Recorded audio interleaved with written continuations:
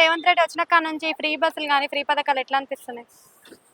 మాకైతే మంచిగా అనిపిస్తుంది. కాకపోతే మేము ఉన్న ఏరియాకు బాగా మనుషులు ఉంటారు, కూర్చోనికే టైం దొరకదు.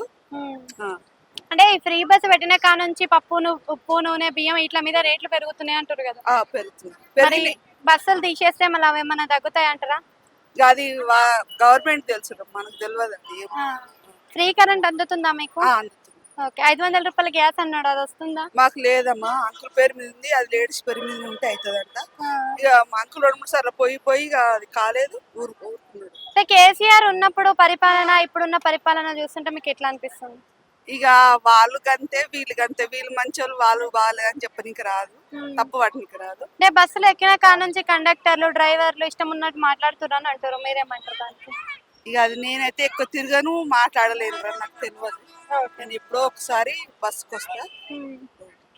ఫ్రీ బస్సు తీసేయాలని చాలా మంది లేడీసే చెప్తున్నారు కదా, మీరేమంటారు? తీసేస్తే మంచిదా ఉంచితే మంచిదా? ఒక లెక్కకైతే తీసేస్తేనే బాగుంటది.